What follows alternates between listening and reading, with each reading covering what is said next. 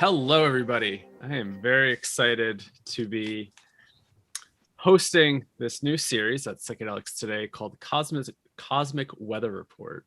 I'm joined by Renn Butler, James Moran. Renn, this was your idea a few months ago. You pitched it, and we were thinking, yeah, this sounds really awesome.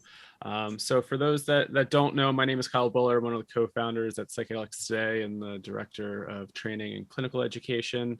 We're a psychedelic media platform, education platform, and really just trying to help educate people around psychedelics and the emerging field here. So this is a little bit different than what we typically explore, but I'm really excited to dig into more archetypal astrology. I think there's a good benefit for the psychedelic community to kind of start to get like archetypally attuned, to really kind of start to understand this language a little bit more. I feel like it can be a really helpful framework for understanding, maybe psychedelic experiences and integration. So yeah, I'm just really honored to be here. Renn, do you want to give a little bit of an intro and kick this off? Yeah, thanks, Kyle. It's great to be here with both of you. What a fun opportunity. It's like kind of a first. James is actually doing a weekly segment on his YouTube channel and on our Archetypal News Network YouTube channel, looking at the transits for the week ahead.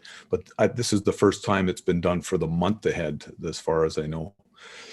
I met Rick Tarnas while I was a work scholar at the Esalen Institute in California in 1980, and I was able to have many conversations with him, and he was on fire at that time, very excited about astrology and also psychedelic exploration.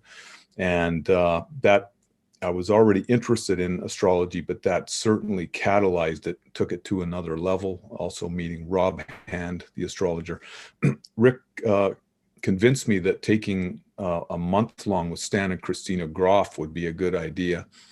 And I got to do that starting in November of 1980, when I was 20, was the youngest person in the workshop. And that's when I got interested in holotropic breathwork and, of course, psychedelic assisted,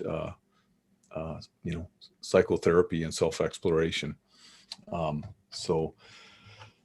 As some of your listeners probably realize, Rick Tarnas developed this field initially as a way to understand the content of psychedelic sessions, the timing, the intensity, the themes, the imagery, and so on.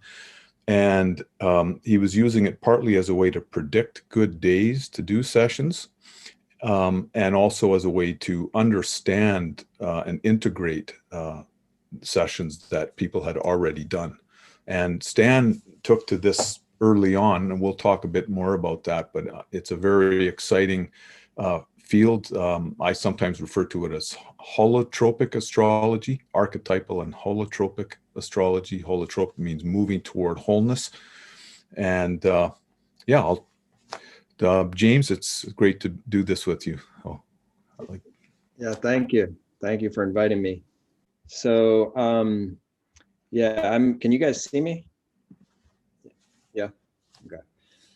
So I'm James Moran. I'm an archetypal astrologer. I came into archetypal astrology in 2008 through Cosmos and Psyche, the book that's written by Richard Tarnas, same teacher as Renn. And Renn, he came in very early on, and actually early on in the development of archetypal astrology itself. Like you mentioned, a tradition and the branch of astrology that actually comes out specifically of the clinical work with psychedelic research. And I actually also much earlier became interested in the work of Stan Groff when I was a teenager. My mother was actually dating somebody who was a holotropic breathwork facilitator in the early 90s, late 80s actually. And so I got shown some of his books, Stan Groff's books. And when I read about the basic perinatal matrices, it was like a eureka moment, even though I was quite young. And I wanted to engage in that exploration, but I really didn't have the maturity at that time. I was fortunate enough to be able to meet Stan and connect with him when he was in the Washington, D.C. area, which is where I am, to do a holotropic breathwork seminar. And that actually applying to college on the West Coast, going to University of California in Santa Cruz.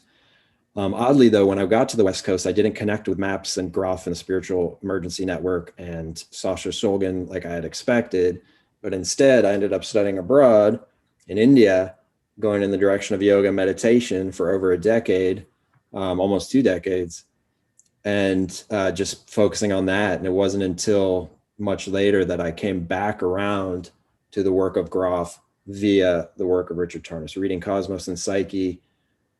And just like I had a eureka moment when I read about Groff's basic perinatal matrices, I had another eureka moment when I read Cosmos and Psyche, which is about archetypal astrology. And so then I did a workshop at Esalen Institute with Rick and Stan together, and it kind of came full circle to me again. And I reconnected with Stan's work, with the work with psychedelics.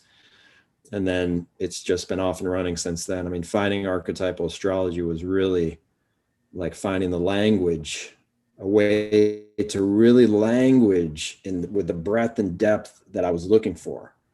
You know, the type of experience that the type of depth that can come from real deep inner exploration, psychedelic work with psychedelics, meditation, whatever is the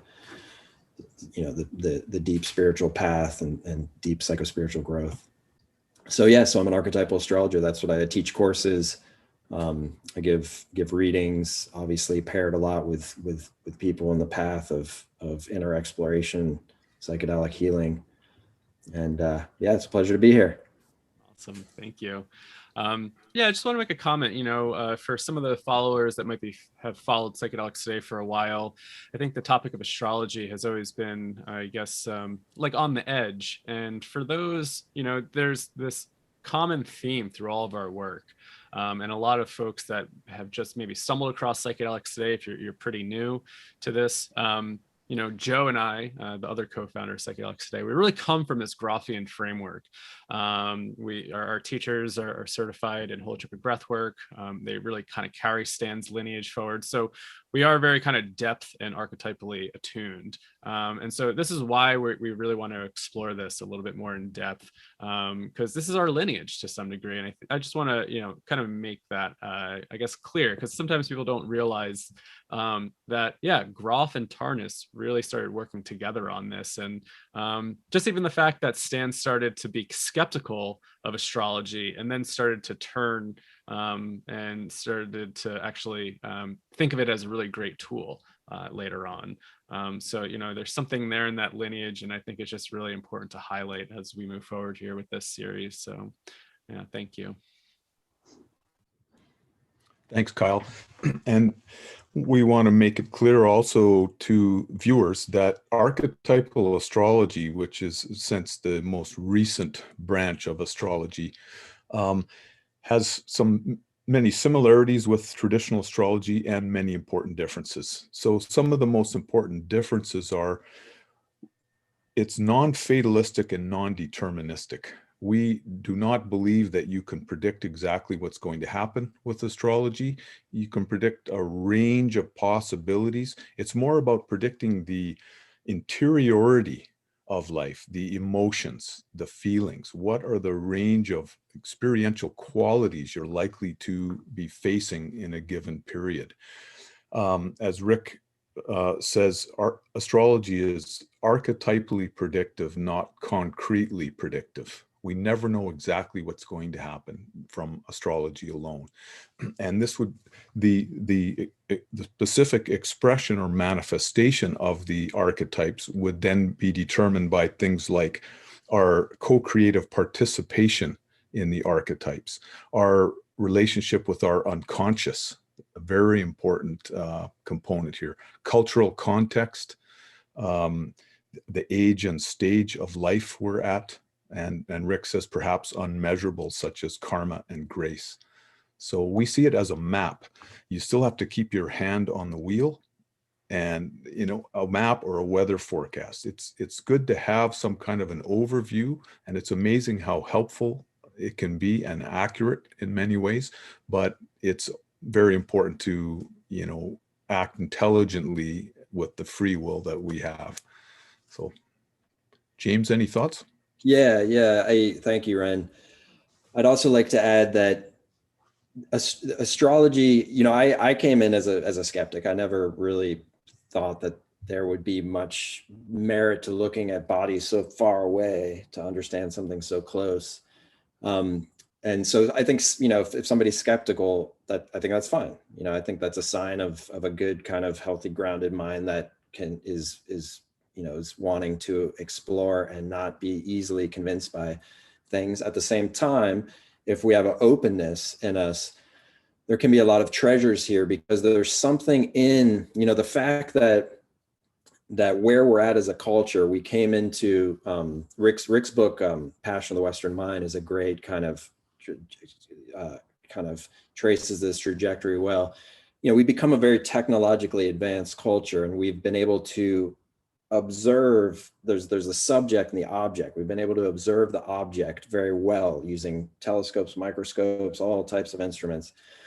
And that when psychedelics entered into the kind of Western culture, it came in as a something, it was very it shook up the culture, because the culture was very much a culture based on kind of a materialist, reductionist perspective, in the sense that there's the I, the body, the being is located just within this structure, the skin encapsulated kind of ego in a sense, and everything outside is separate. And so the fact that that there was this what other cultures had integrated, this psychedelic experience, deep spiritual, psychospiritual growth, was becoming integrated into the Western culture. At the same time, astrology wove its way in there. It does, when we follow the track of perspective, it makes sense, because when we in a lot of the healing experiences that come from psychedelics come from addressing our personal biography and our kind of personal wounds, and in that addressal, oftentimes the healing comes from connecting that the personal is not separate from the whole, that the personal does have a kind of a connection point to the whole. And then when we get a little bit deeper into that, into what's called the transpersonal realm, we really can actually get in touch with experiences of wow, the outer universe and us, there is a continuum here. There's a unified field. There's a union, and it's not so much this kind of deeply ingrained sense of separation that's now culturally accepted as the norm, and is, that there's kind of like this biological mechanism that life is limited to, and expanding into a larger perspective of a kind of a unitive experience. And that, for me, is when things get very interesting, because we start if we start to consider, okay, well, astrology has some merit, then we're saying that, what's out there, what we're looking at out there, is actually reflective of what's happening in here. Then we start getting a little bit into language that you might hear in the Eastern cultures, like in India or something, where people start talking about consciousness, play of consciousness, things like that. So I just wanted to drop that in there, that astrology is almost, it may seem at first, like it seemed to me, like left field, like what, it's, like our is our psychedelics making us loopy? Are we getting too hippy dippy or something like that? But when we really examine it, it actually it is a logical next step in the kind of unfolding of consciousness, I guess you could say, of psychospiritual evolution of the individual, of the collective. That's my feeling. Thanks, James. Yeah, Stan considers it the final stage in his understanding of the psyche, essentially, of the unconscious and the superconscious realms, or transpersonal realms. So I think people will be pleasantly surprised at how interesting and useful it can be. Yeah. Yes.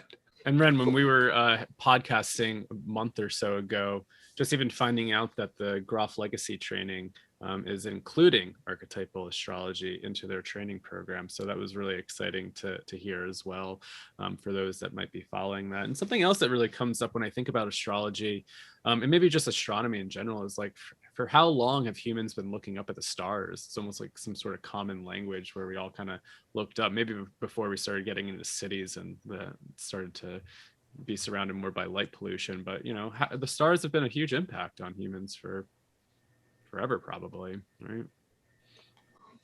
That's true. Yeah.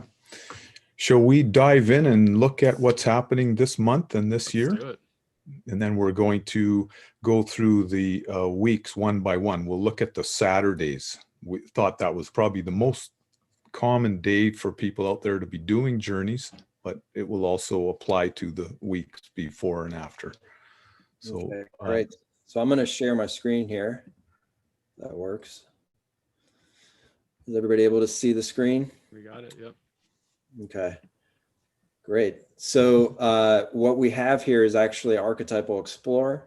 This is a program here online, subscription program, which is great for looking at transits. It's kind of an easily readable format for, and a transit is basically, in archetypal astrology, what we're talking about is what could be referred to as an alignment, like an alignment of the planets. For instance, like when you have a full moon, the moon is full and bright because it's opposite the sun. They're 180 degrees from each other. So that would be called an alignment.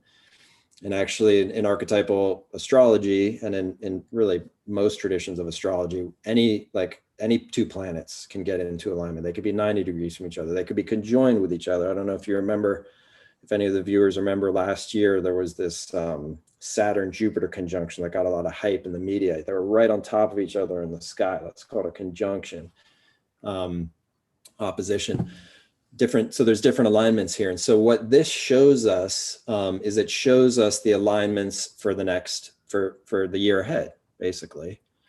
And I have it, what the alignments that have been turned on here are what are called outer planet alignments. My definition here of outer planet is Jupiter through Pluto. So this is when you basically the kind of parallel that can be referenced in archetypal astrology is the further you look into space, each planet represents an archetype, which is kind of a range of symbolism or a basket of symbolism.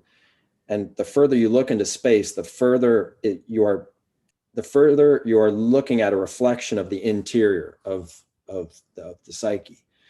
So if you look further into space, you're looking at bigger, broader strokes of energy that are of archetypal symbolism that are reflecting bigger, broader strokes within the human psyche, in the individual psyche or in the collective psyche.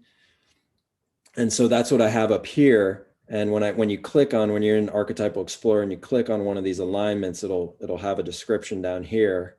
Are you guys seeing that all right?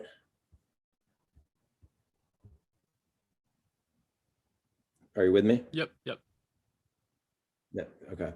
Okay. So here we are. We got Saturn square Uranus, and that is the kind of probably the largest, tightest alignment for this year, and it's the most kind of, I guess you could say, salient, dynamic combination that is here this year. It's a long transit, so outer planet transits tend to be longer than inner planet transits. So it was there last year, and it's very much pronounced this year. And outer planet transits, you can see, like in the headlines of the news, you can kind of get a sense of them. And then when we're talking about going on journeys, you can kind of take that same symbolism and just generally apply it, that, it's almost like weather. If you go on a hike, you're going to have your own experience on that hike, but the same kind of collective weather that everybody else is experiencing, you're going to be subject to that as well. And so I'm happy to go into the Saturn Uranus square. What do you think, Renn? Should I dive into that? Sure. Does it show the Saturn Pluto conjunction as well?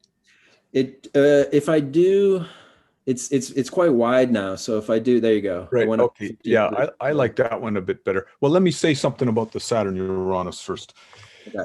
This is a very dynamic interplay this year between forces in society and within us around fear, reactionism, holding on, rigidity, the past tradition that is represented by the Saturn archetype, and then the forces within and around us that are more oriented toward the future, progress, breakthroughs, freedom, innovation, and change. And the nature of the square alignment between them, Saturn and Uranus, can bring out a kind of tense polarization between those two principles. So this was very strong, around the election, the U.S. election, and the sort of post-election events around the, January 6th and so on. The culture wars, the division in U.S. society, is particularly between the left and the right, the progressive and the conservative, and around the vaccines. It seems like an incredible, like people are living in different universes, different media silos right now.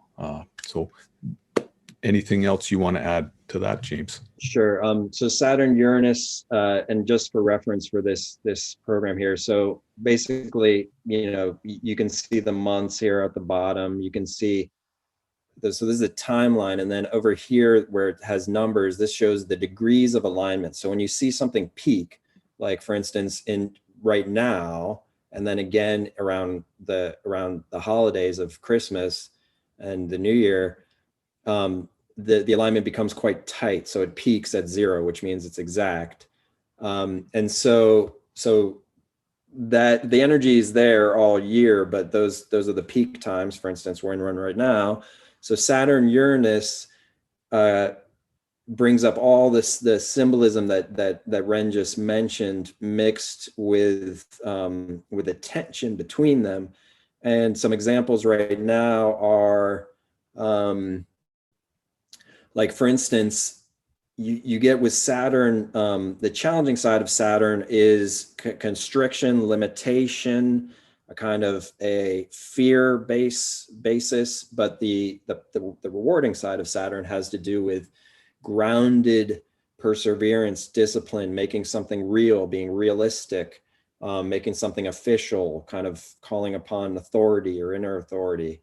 And then Uranus is on its positive side, is the thrill, the excitement, the new, the awakening, the liberating, the innovative. On its challenging side, it's the disruptive, the fickle, the kind of surprising. And so, for instance, in the news, we recently had Juneteenth, which was made into a federal holiday in the United States, commemorating when federal troops went into Texas to enforce the emancipation of former slaves. And so that's kind of an emblematic Saturn-Uranus combination, because it has to do with freedom, which is very Uranian, and it has to do with the authorities, the Saturnine authorities, like the institution, the federal institution, actually made this celebration of freedom, which is very Uranian, kind of concrete, kind of real, made it into a real sanctioned holiday. And in classic Saturnian terms, because Saturn tends to slow things down, it made it, it's kind of late. It's late in coming, but so that's very Saturn, Uranus. The royal family, the breakup of the royal family in Britain is very Saturn, Uranus, in the way that there's the old tradition, and then there's kind of these upstarts, Meghan Markle and Prince Harry, that are kind of more Uranian, representing a younger, fresher energy, a break there. In inner journeys, it can, we kind of funnel it down to what it would mean to an individual, like one's own sense of their kind of, again, the challenging side of Saturn, fear, but then the other side of Saturn, inner authority, and then the challenging side of Uranus, just the unexpected disruption, but then the positive side, liberation. So kind of a dance in there between those energies. And of course, it would depend on where it lands in your individual chart, but just in general, that atmosphere is in the air. And so those themes may be coming up. Yeah, awesome. Kyle, did you want to say anything at this point, or? No, I think something that's coming up, I'm not too sure if we want to get into this or just point people to other resources, but for those that like maybe don't understand like the archetypal energies of each one, and you've kind of touched on it, like who is Saturn, who is Uranus, and then what are some of those qualities there? Yeah, that sounds great. Why don't I share my screen and we'll look at the weeks one by one, because it's very pronounced right now, and this will help for people to understand what's happening. Renn, while you're doing that, can I mention who they are in the pantheon? Sure.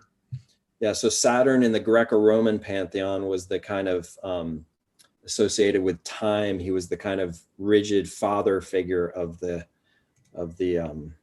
in that archetypal pantheon. Actually, Uranus is actually associated with Prometheus in the Greco-Roman mythology, which was the Titan who was the rebel who stole fire from the gods and gave it to the humans. So one is, you know, that rebel energy, and then the other is kind of like the authority energy.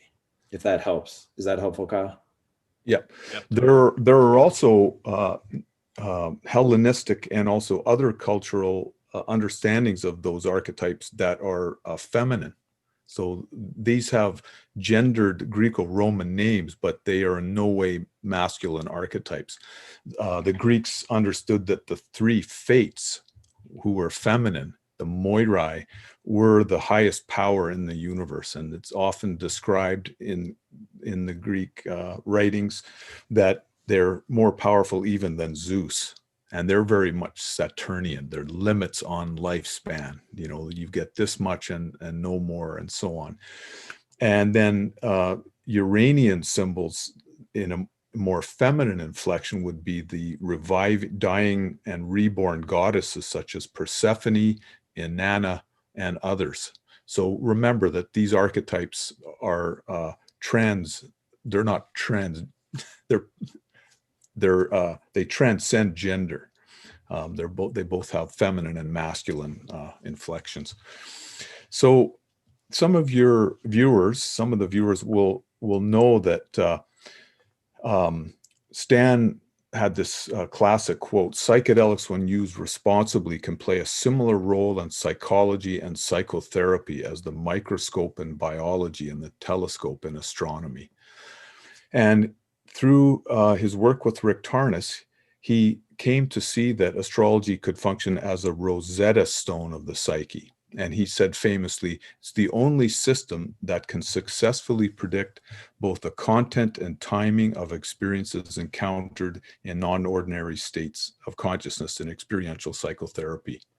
They looked at many other systems to try to predict the content and intensity of people's psychedelic journeys. And when they finally discovered archetypal astrology, it was kind of a mind-blowing revelation, because astrology was even further beyond the mainstream than psychedelics. But as you know, the good scientists that they both were, they finally had to accept the evidence and entertain it and begin to explore it. So there's a great shot of Rick. This is when he was probably in his mid-30s, something like that. Now here is a chart for this coming Saturday, July 3rd. And so what this shows is a picture of the solar system that day, and I've got it set for the afternoon in Victoria. All the major things will be the same all over the world, you know, for that day. And so each one of these represents one of the sun, moon, or planets, sun, moon, and planets. So, you know, we'll talk about them as we go. So we look at the alignments between the planets, as James mentioned. So one of the most powerful aspects that we're in right now, or what's called world transits that affect everyone, is there's the Saturn Uranus square that we were just talking about, but it's being punctuated right now by Venus and Mars here in Leo, forming a T-square with the Saturn and the Uranus, opposition with Saturn and square to Uranus. So James, do you want to start with either the Venus part of it or the Mars part of it? Sure. Yeah, so Mars like the basically the backbone is Saturn Uranus in this combination. So that's what we already mentioned, the Saturn Uranus combination. And then when another planet comes in, it kind of adds inflections. And so Mars there, you know, when Mars comes in there, it's an interesting combination because Mars is the activating principle of life, that which is our kind of get up and go, our pep and step. It's assertiveness. You know, again, every archetype has a spectrum from its rewarding side to its challenging side. And the challenging side of Mars is things like aggressiveness, conflict, confrontation, anger. On the other side, assertiveness, bravery, activation. And so we can imagine when Mars is with Uranus, there would be a liberation of that Mars energy. So in sessions, that could be like, you know, if there's kind of pockets of anger, of unexpressed anger, that could really get liberated in a way that is quite freeing. You know, that's one example. At the same time, though, Saturn is there. And so Saturn would be, you know, in journeys coming up with a sense of opposition, like maybe like, you know, important thing to recognize about the outer planets, the transpersonal planets, is they have a corollary with the basic perinatal matrices, like Saturn being the first one, the one of kind of like the sense of constriction, Uranus being the last one, the sense of freedom, birth.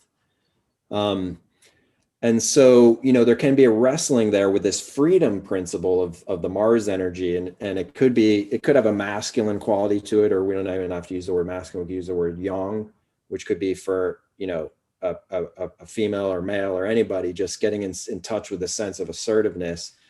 The Saturn energy, though, can feel like we're up against something. Something is blocking us. Something is judging us. You know, if we're having birth, you know, material come up, you know, we could feel like that there's something that's kind of that's giving us resistance against that sense of freedom.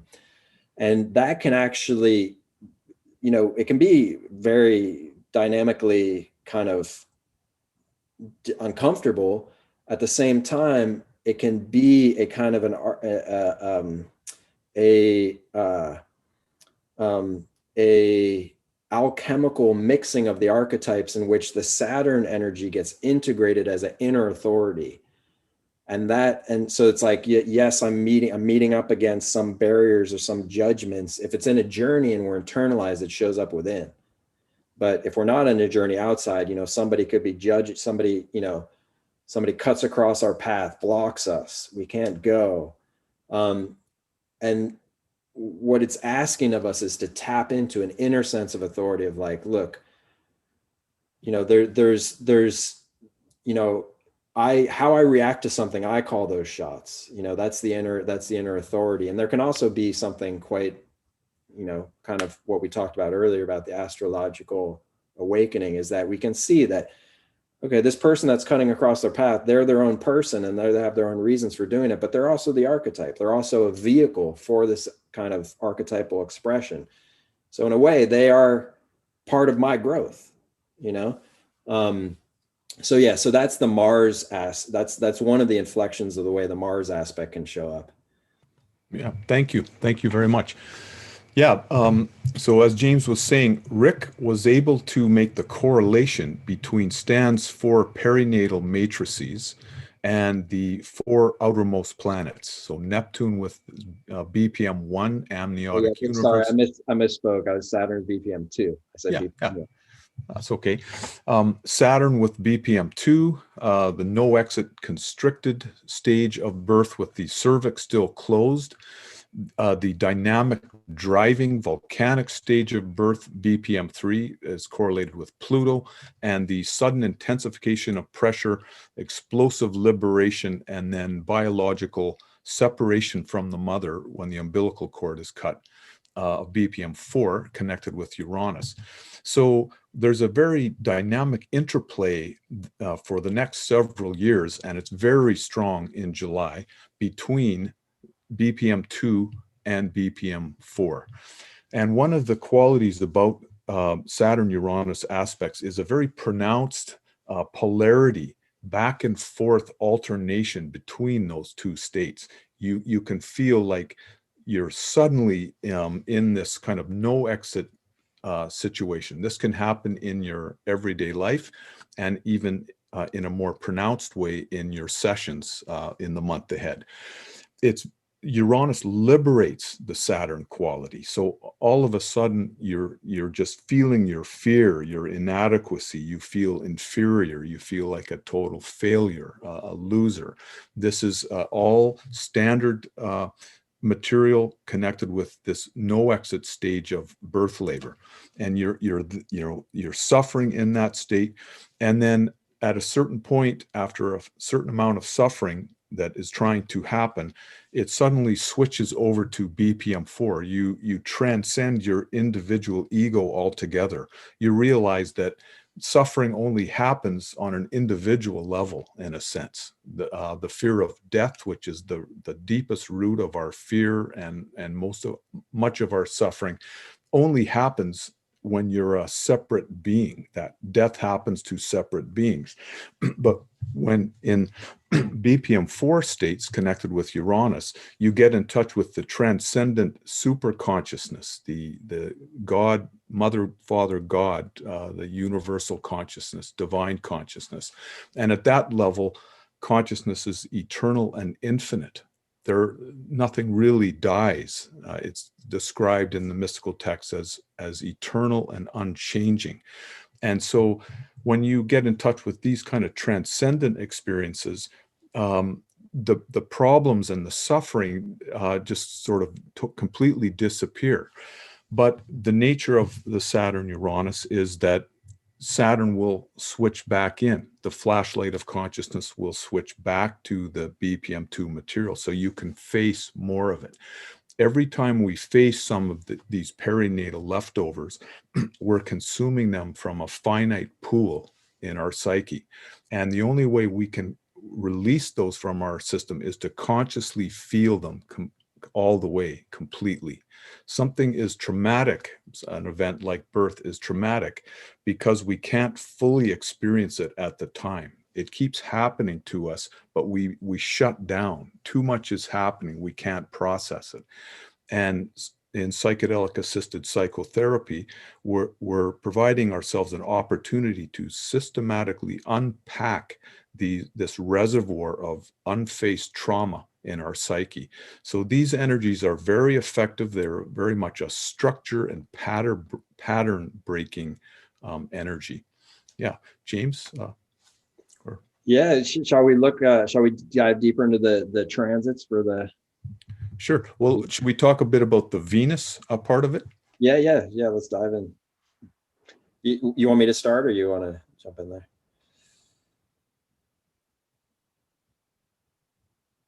Yeah. So Venus is there, and so Venus is a different energy than Mars. Venus is the energy or the symbolism, the archetype of harmony, actually, of that which is harmonious, and as such is associated with that which is pleasurable, because generally that which is harmonious is pleasurable. You know, if we hear a harmony, hear like a 5-part harmony or something, it attracts the ear. See some symmetry, a person's face or a painting with some harmonious symmetry, it's attractive. These are the Venusian qualities. Or you strike a common chord with a friend. There's a sense of harmony there. Love, you know, with another, that's very Venusian. And so this energy is entering into the combination as well. And it softens the Mars. It softens the Mars quite a bit. You know, it's kind of people that have, like, for instance, if you look at celebrities that are born with Saturn Mars, like, for instance, there's the celebrity Demi Lovato. So Demi Lovato, use her as an example. She's born with, sorry, not Saturn Mars, with Mars and Venus together in a combination such as this. And she has a video, I think it's called Confidence or something like that, where there's like an enemy woman and her, and they're fighting. You know, it's like they're fighting with each other, but in the end, they join forces together and they're harmonized together against a common enemy. And so that's, you know, that's the kind of the Mars Venus of her chart showing up.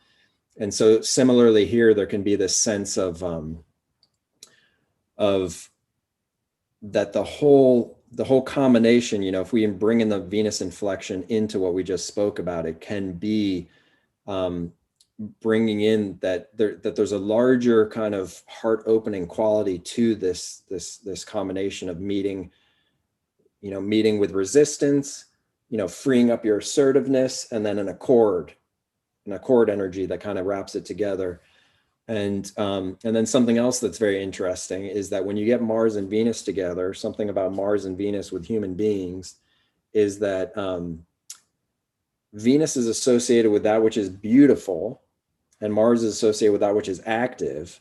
And so there's a tendency for dancing and also socializing, because socializing is a very heart-centered activity, but Mars makes it active. And so when you have a combination like that, you oftentimes see that there's more of an impetus, an impulse to dance. You might see it more in the collective, out in the world, more dancing going on. With Uranus and Saturn, we're still going to get that block. Maybe we want to express ourselves. We get up, we want to move, we feel judged.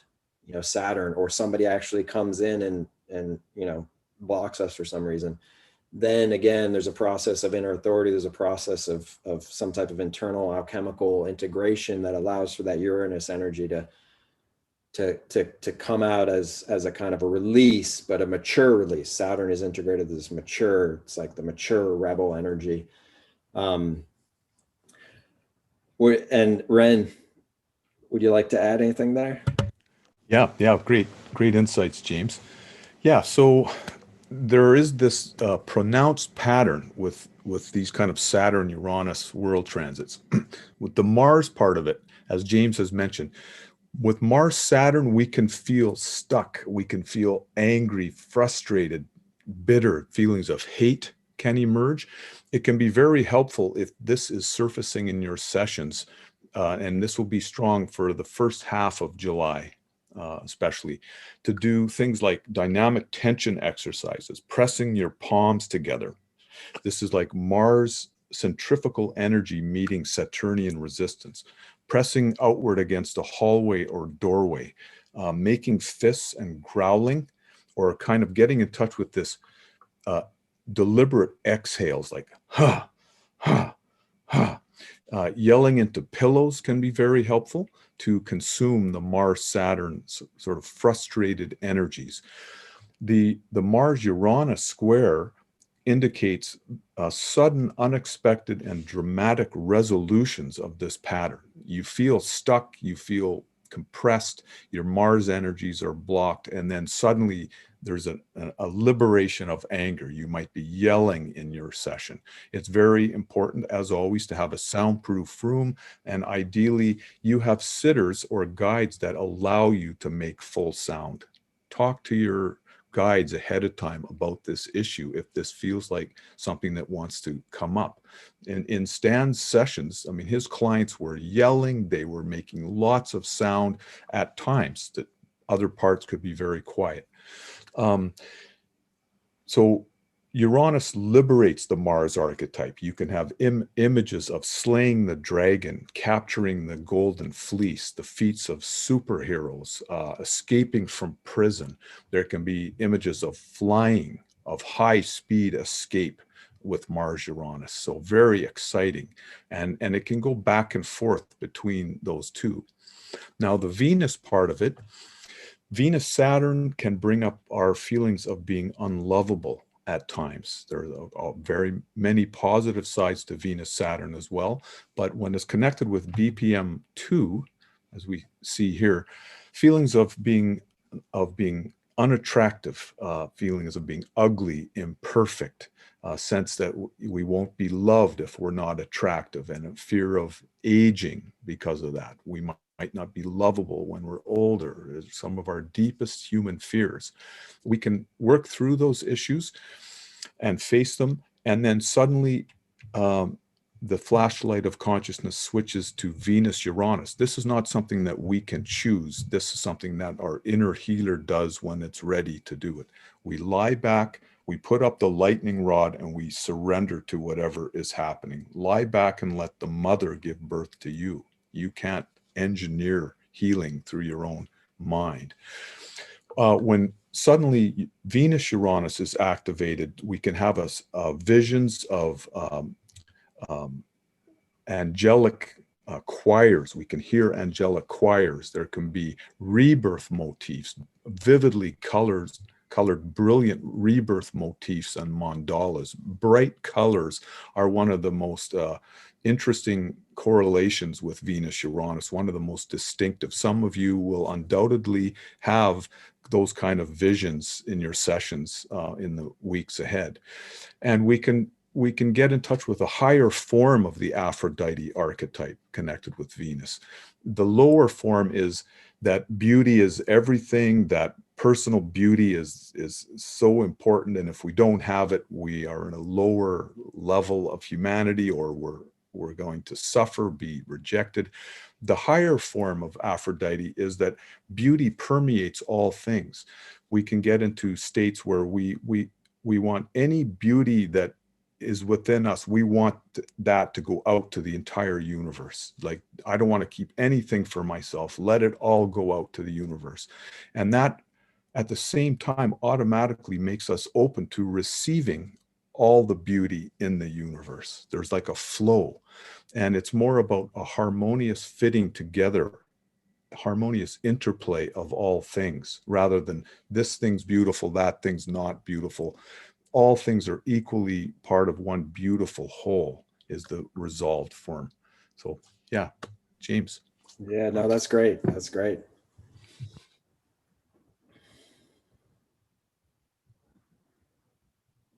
Should we look at this second week? This is July 10th, Saturday. And, most things have stayed the same. A few things have moved. I can go first, or Yeah, you. please go for it. Yeah, so the Venus-Mars is still tight. It's still in opposition with Saturn and squaring Uranus. We use a 10 to 15 degree orb in archetypal astrology. So this is still very strong. By the middle of July, is still very much happening.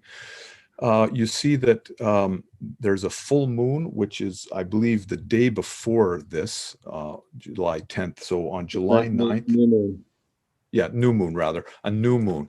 Now, this will be a powerful new moon, and the Saturday as well will be Saturday the 10th, because they're both in opposition with Pluto. So very strong connection with Pluto, the death rebirth process. Pluto increases intensity in sessions, volcanic catharsis. It's very hard to just lie quietly. If you're in a big kind of wholesale type ayahuasca journey and they want you to be relatively quiet, it's harder to hold things in under these energies. And if that's the case, it may be time for you to kind of graduate to a more internalized style set and setting, what I call the Groff internalized set, which is one person at a time doing the catalyst. At least one sitter, a male-female dyad is ideal. And in that situation, and the sitters are sober. You want adults in the room in these most powerful of sessions. You don't want people who are kind of processing themselves. You want people who are sober. And you have all the attention. So there's no competition for the attention of the support staff. The new moon itself on the Friday, the 9th, new moons, Rick told me years ago, can be a little bit weaker in intensity. It's like turning down the volume, abridging the experience a little bit. Sessions can end a little bit earlier. It's a good time for mini sessions or medium sessions. If you're spending money and hiring sitters, and it's a new moon, you might find just a little bit anticlimactic, but there are many other factors at play. James? Yeah, that's great. Yeah, sometimes the new moons can be a little bit more like prelude. You know, if you're going into something expecting to have the big download, a new moon can be feel a little bit more like prelude to the big. So you may find if you do a session during a new moon, that during the full moon or after is when the meat from that experience begins to reveal itself more. Does that make sense? Yeah, absolutely. Yeah, you'll notice here that the sun is in opposition Pluto for much of July, actually. So this intensifies the influence of Pluto. As we move to, so July 17th, Saturday, July 17th, the sun is almost beginning to form an opposition with Saturn from about the 19th or 20th on. It's within that 15-degree orb. That will begin to add a little more of a Saturnian element, which will sun opposition Saturn, which will get stronger as the month progresses.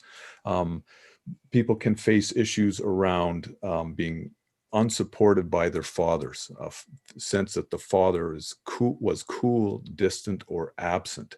It can bring up these memory systems in our psyches around judgments by the father, or lack of support, as I said, and so on. It's very important to have supportive male sitters if you do have those kind of wounds. A supportive physical contact, of course, in a non-sexual way with your sitters is a very important part of the healing process for some people.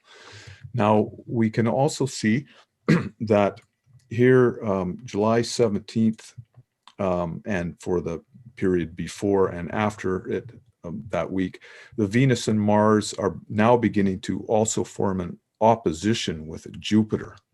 And the Mars-Jupiter adds a kind of rambunctious, so swashbuckling quality to sessions. Jupiter amplifies the Mars archetype, more energy, more sense of courage, sort of dynamic gusto and initiative. Like we can feel a little more like Zorro or this sort of explorer archetype.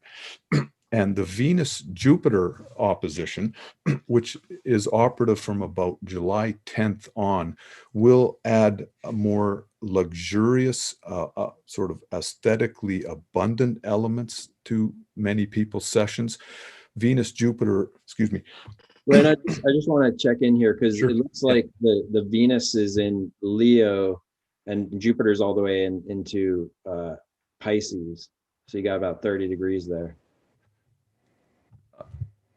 Well, but Leo, it's just 7 degrees away, 6 degrees away from the opposition. Oh yeah. Yeah, no, it happens all the time in astrology. So that all the time, brother. Yeah. The Venus Jupiter is especially helpful for the social side of sessions. So the bonding with your friends and sitters before the session, and it will be very helpful from about the July 10th on. So it's already been operative before this Saturday, from about the 10th on, in creating a fun post-session period. I call it something like a potluck rebirthday feast. Invite some of your favorite friends over for the end of your session. A potluck, have a dance, go for a walk, have a circle, a celebration. Venus Jupiter is very helpful for that. It can, in our dynamic phase of our sessions, make us a little less reluctant, little less willing to face the darker, harder, sordid parts of the psyche. Venus Jupiter, we might feel pretty good and we think, why should I suffer? I feel good. I like my friends who are supporting me. Why should I go into this? But chances are, after a brief resistance, you'll go into the darker material, and then in the rebirth phase of your session, you'll just have this kind of grand C major chord crescendo of social bonding and a sense of aesthetic richness and lushness. Yeah. James, any thoughts? No, that's great. Yeah, that's yeah. The sun is directly opposite Pluto, so that supports the real deep. Pluto's the archetype of transformation and depth, and it's really active. The work with psychedelics is really plutonic, because it, in the body, there's like if we for instance get an infection in our skin down in our pores, the body will make a boil. It has a way of repelling that foreign material, and the psyche has that as well. There's inbuilt into our psyches this element that actually wants to work kind of lodged material in our psyche up and out, like a purgative, cathartic, inbuilt quality. And that's reflected in the positions of Pluto. And so Pluto is very, very much linked with psychedelics, because psychedelics activate that inner healer and kind of catalyze, and particularly the tryptamines, LSD, DMT, psilocybin, they're very plutonic in that way. And that getting that material up and out can be very transformative. We can feel afterwards that there's no going back, that we've been changed. And then, so when sun's, opposite Pluto, it's really lighting it up, lighting up that aspect. And then the way Renn described the Venus Mars right opposite Jupiter, saving that for the end is really celebratory. I mean, it's a great, like, I would be saying the same thing if I was, talking to somebody that was doing a journey at that date. I mean, of course, we'd look at where it lands in their personal chart. That'll give us more information. But just in terms of general transits, Venus, Mars, right opposite Jupiter, yes, by all means, when it's over, socialize. I mean, there's a lot of emphasis in the Graphian work on the internalization, which is important. But to come out afterwards and to socialize can be equally as important. Dance, move, celebrate. That's a very Venus, Mars opposite Jupiter quality. So it's very well described, Renn. Yeah, good points there, James. And I want to say something else about the Venus, Saturn, Uranus T-square. It's happening very strongly right now and for the past week or so, and right through till about this period, middle of July. People who are involved in triangle situations romantically, this can really exacerbate that and intensify that. Venus, Saturn ideally is the kind of stirring the oatmeal phase of a relationship, satisfying routine. You commit to monogamy and you're in a satisfying routine. But Venus Uranus is the side of us which craves novelty, excitement, variety, breakthroughs. We can have that within our existing relationships. We can do something different together. We can, take a break from each other, hang out with our different friends. We can love our partner in new ways because of our own inner breakthroughs. So that is one of the ways that can manifest. But for some people, it will take a more external form where they will be attracted to more than one person at a time, or more than one person is attracted to them. And there's this kind of Venus-Uranus desire to seize the day and not waste one's beauty and one's, youth and so on. But then Saturn brings problematic elements into it. You don't want to lose the security that you have with this other person. So people can be exploring some of those tensions. And sessions are a great way to work this through. We can get in touch with, as I said, our feelings of unlovability, and some of the Venus-Uranus elements can come through in spiritual breakthroughs. We can contact the Great Mother Goddess, for example, archetype, and have a sense that is the real beloved, the capital B beloved. All love affairs in our lives are subsets of that ultimate love affair, which is with the divine. And that is where we can really resolve these issues in a more permanent way. As we connect with the divine, we widen the pathway to divine consciousness, as Groff describes, open or widen that pathway. Then we can begin to appreciate our romantic lives as more fun, more liberating and exciting, but also make the commitment to be with one person. I'm not saying that polyamory is intrinsically negative, but obviously for many people that's not going to be a workable option, and they would learn then to be satisfied within the framework of a monogamy. Yeah. Either of you have any thoughts on that?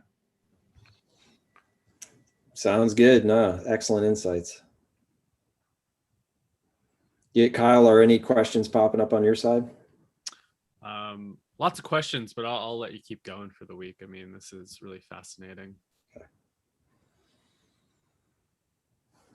Renn, you're something's wrong with your mic.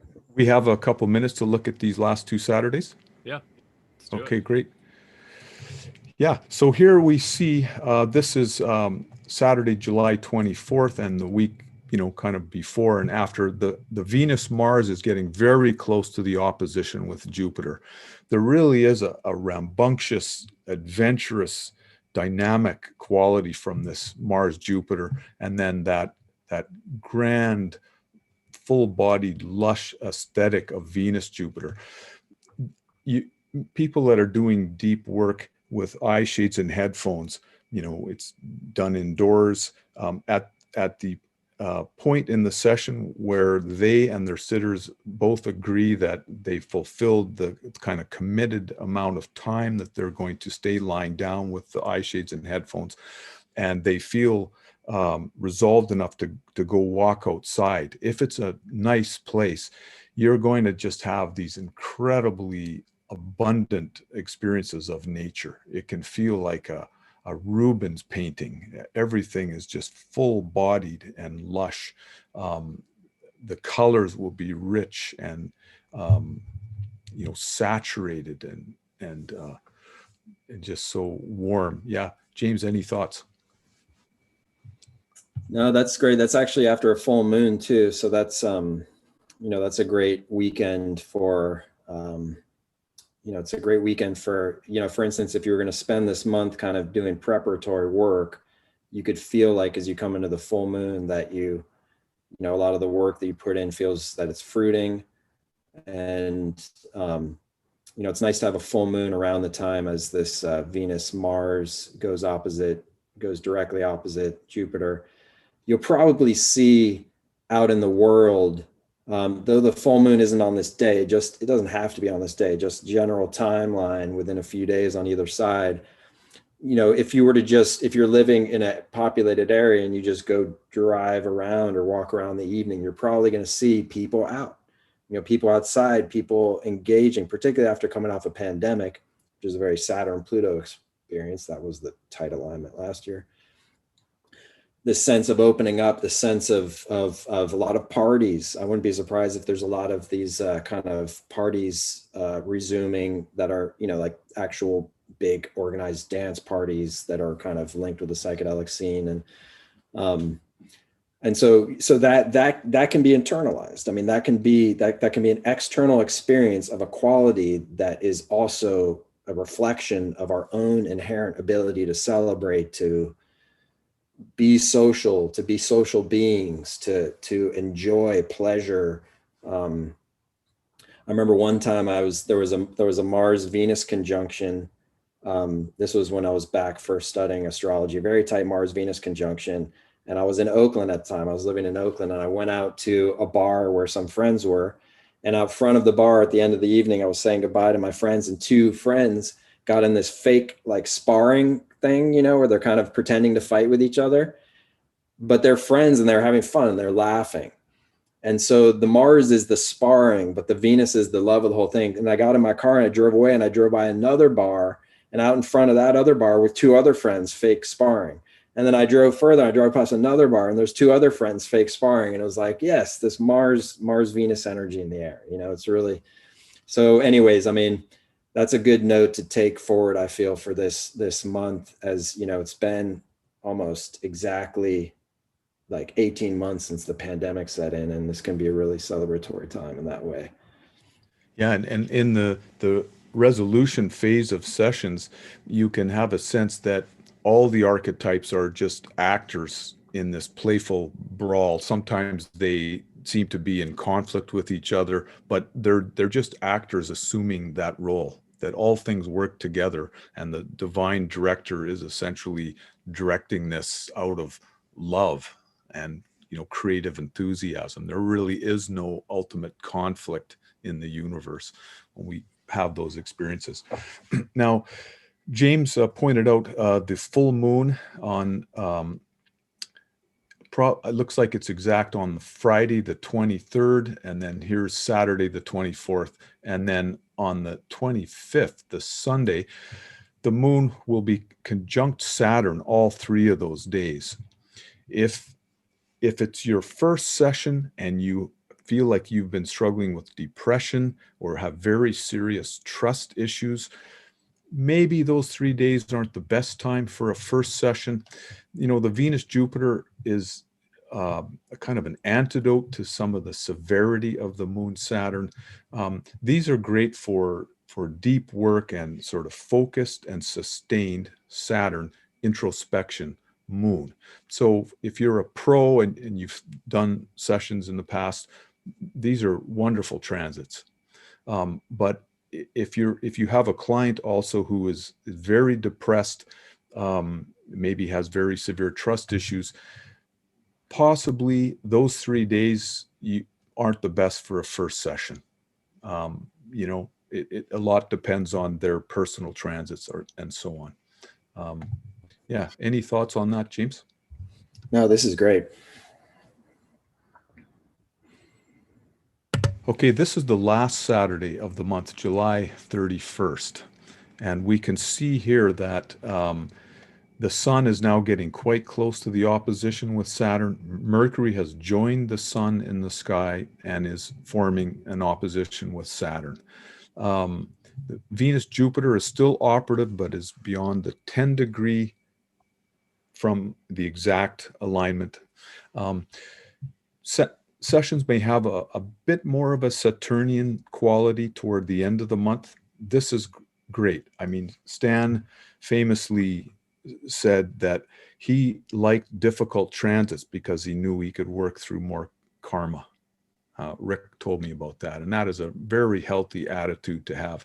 These aren't the most difficult transits of all, you know, but just a little bit more of an inflection towards some BPM2 experiences for some people where that's coming up. But the squares to Uranus here, and especially on this day, this Saturday, when the moon is conjunct Uranus on the 31st, are indicators of dramatic, sudden, unexpected resolutions. Like you're in a hole, you're in a dark place, you can't get out in your session, and then it's suddenly you're in the light and things open up. Yeah, any thoughts? Yeah, this is, I would also take the stance of this being a very fruitful time. With the sun opposite Saturn, square to Uranus, it can, for an individual session, it can, when the sun is like a catalyzing energy, and when it goes over a larger transit, it'll set it off, it'll bring it to light, it'll bring the dynamics, which before might have been in the background, it'll bring them to the foreground and make them very concrete, both in individual sessions and individual psycho-spiritual growth, and also in the collective. So around this time, we'll probably see in the news, we can already see the Saturn Uranus quite active in the news, but when this comes around, it'll probably come to a head. You probably see that it really kind of takes more of a fullness. In the sessions, there can be one thing to just be aware of, again, if you're a beginner, or if you're someone that's at the start of this depth of healing and inner kind of exploration. Saturn and Uranus is in tension with each other, is a significant tension, because Saturn and Uranus are kind of opposite archetypes just in general, because Saturn is very much associated with what's certain, boundaries, controls. Uranus is associated with uncertainty, the thrill, the openness, the freedom. And so there's tension there, and that tension can be intense, you know, and then when the sun is there, it's going to be more lit up. So if you have experiences in your journey where you feel like it's not uncommon, and if it happens, it's nothing to be scared of, but if you feel like you're going crazy, that happens sometimes, because there's a sense of what is the normal ego structure, which is very Saturnian, is getting shaken up by the Uranian, and it can give us a sense that we're we're going crazy. And that's actually part of the energy to be with. That's part of the experience to just be with, to allow it, to be with it, to sit with it, and it will resolve. And because again, the inner healing intelligence is intelligent. And so when the resolution happens, oftentimes what happens is the ego structures themselves have been shaken up by Uranus in such a way that afterwards the ego structures leave more room for freedom. There's more room for freedom of growth, for freedom of one's nature. You know, that the rigidity of the past gets shaken up. And it's actually quite dynamic, quite good. It can be, you know, you have an experience during a transit like this, you can have a very active session. You might actually be shaking. You know, sometimes that happens. You know, you actually have shaking and tremors come up.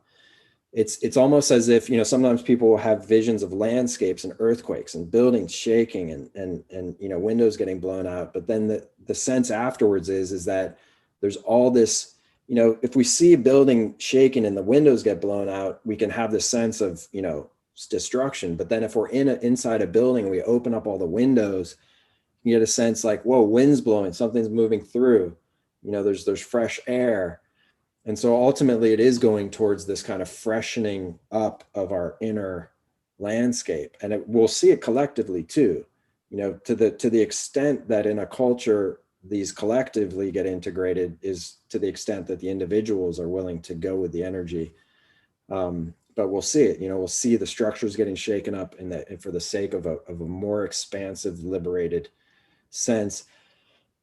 Honestly, there's a lot of legislature going on around psychedelics right now. Legislature laws have to do with Saturn. They're very Saturnian, you know, and Uranus has to do with the unexpected, the liberating, the thing that is innovative, the thing that is kind of like, imagine Prometheus taking the fire from the gods, giving it to the humans, rebellious, and they want to get integrated. Their intention, you know, the laws and the structures of the society want to integrate things that are for the benefit of the spark of life for the society. And then again, also individually, that on a microscopic level, you know, the macroscopic level to the microscopic individual is the same. You know, our own status quo wants to get shaken up. So very dynamic weekend because of that, you know, reflected by that transit. Yeah, great points. So I just want to show one more slide before I stop my screen share, which is this one. James and I are both doing courses. James is doing one in, I think, July and August, and I'm doing one starting in September for 21 weeks.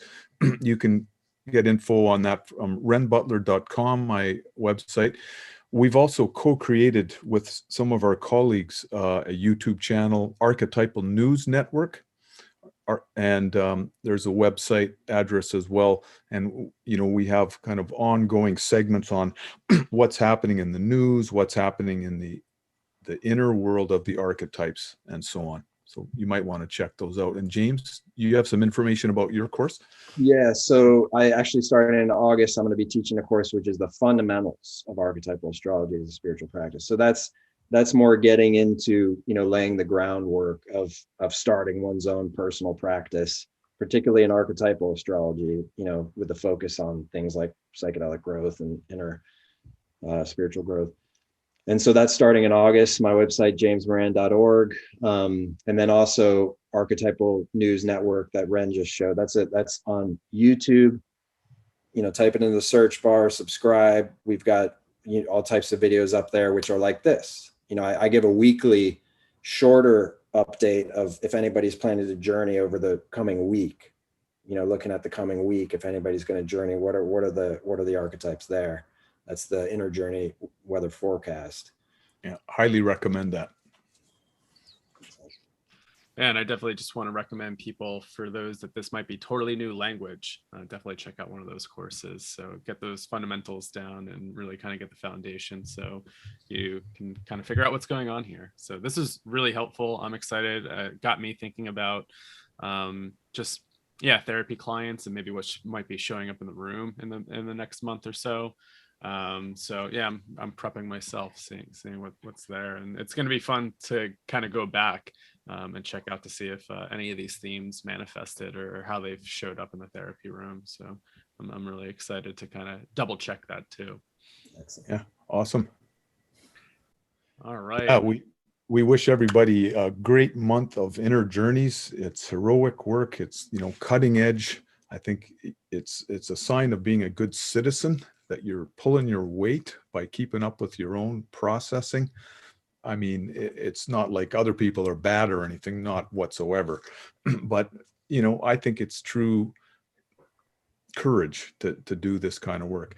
And what James was saying about the Saturn Uranus, Saturn demands that we create a safe set and setting, that we take that seriously. Set up your Cape Canaveral properly with the support you need. And then you have total freedom, Uranus, to blast off. The rocket is totally free to go up when you've set things up. And it's not the best transits for just fooling around, kind of, I think I'm going to do an over heroic dose on my own. Not so good for that.